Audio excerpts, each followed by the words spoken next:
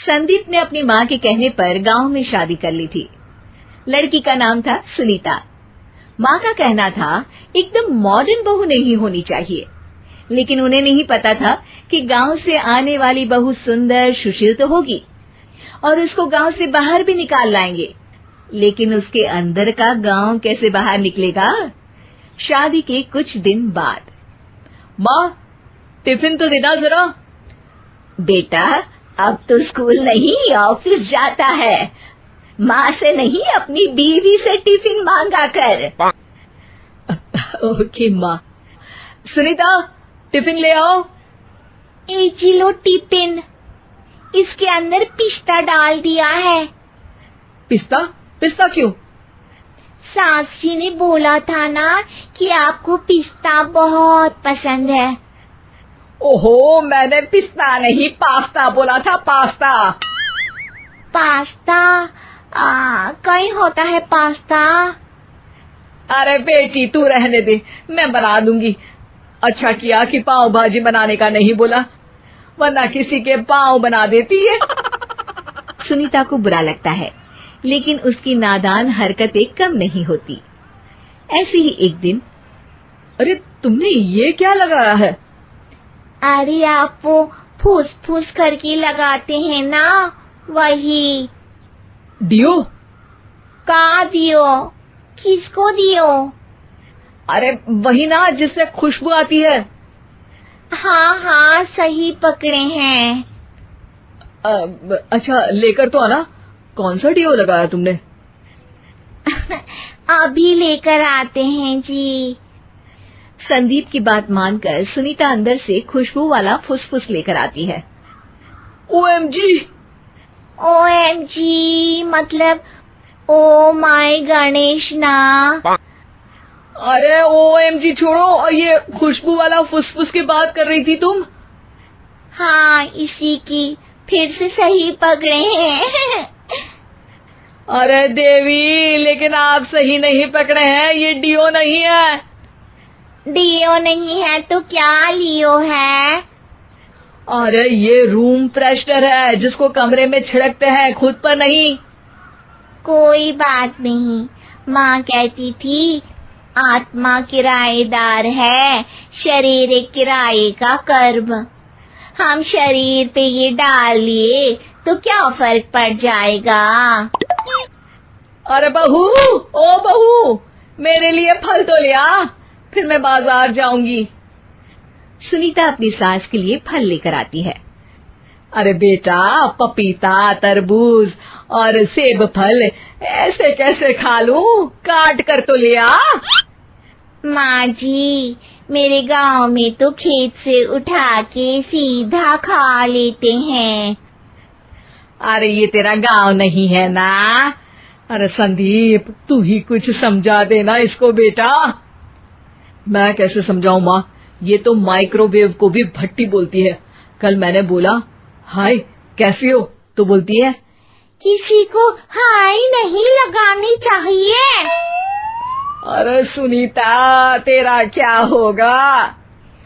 अभी तो कैसे बताऊं माँ जी, अभी हम कुछ करेंगे फिर पता चलेगा क्या होगा, लड़का या लड़की। हे भगवान, कहाँ से आ गई है?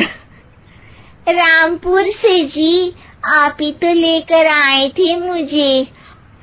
अरे मुझे माफ कर दो। पहले कोई गलती तो करिए जी, आपकी तो सारी गलती माफ कर देंगे हम। हाँ अरे बहू, मेरी बात सुन। फल यानी कि फ्रूट जब भी लाए ना तो काट कर लाना, ठीक है? जी ठीक है माँ जी, फल यानी फ्रूट यानी काट के लाऊंगी। सुनीता रोज ही कोई ऐसी हरकत कर देती जिसकी वजह से उसे घर में दो बातें सुननी पड़ती। एक दिन, माँ मेरे बॉस घर पर आने वाले हैं शाम को, उनका बर्थडे है, फैमिली साथ नहीं रहती उनके, तो यही पार्टी कर लेंगे। उनको अच्छा लगा तो शायद मेरा प्रमोशन भी हो जाएगा। मैं ना फ्रूट केक लाकर फ्रिज में रख दूंगी और तेरे साथ आज खाना मैं बनाऊंगी, ताकि जब साहब आए तो खाने में कोई गड़बड़ ना हो। शाम को जब सारी तैयारियां हो जाती है, संदीप के साथ बड़े साहब भी घर आते हैं। फ्रूट केक तो ले आना बहू, फिर खाना खाएंगे। अरे इस सब की क्या जरूरत थी, आपने बुलाया वही काफी है। सर, आपका परिवार शहर में नहीं है तो हम ही आपके परिवार जैसे हैं सर। इतने में ही सुनीता फ्रूट केक लेकर आती है और बड़े साहब की टेबल पर रख देती है, और जैसे ही केक के ऊपर का बॉक्स हटाती है, ओह, ये क्या है? केक तो कटा हुआ है। मैं तो ऐसा नहीं लाई थी। आप मुझे शाबाशी दे सकती है माँ जी, मैंने ही केक काट दिया। आपने कहा था ना, फल यानी फ्रूट यानी हमेशा काट के लाना, तो फ्रूट केक भी तो फ्रूट ही है ना, तो मैंने पहले ही काट लिया। हूँ ना मैं समझदार। अरे बहू, ये क्या किया? केक हमेशा वही काटता है जिसका जन्मदिन होता है। तुझे एक बात भी समझ नहीं आती, एक नंबर की बेवकूफ है। पूरा माहौल बिगड़ चुका था। संदीप को लगने लगा था कि साहब उसे प्रमोशन तो दूर की बात है, कहीं डिमोशन ना दे दे, लेकिन साहब बीच में ही बोल पड़ते हैं। अरे कोई बात नहीं, ये इनकी बेवकूफी नहीं है, इनका भोलापन है। बेटा आप कहाँ से हो? रामपुर गांव से। अरे वाह, गांव से? फिर तो आपके गांव में ताजे फल और सब्जियां मिलते होंगे।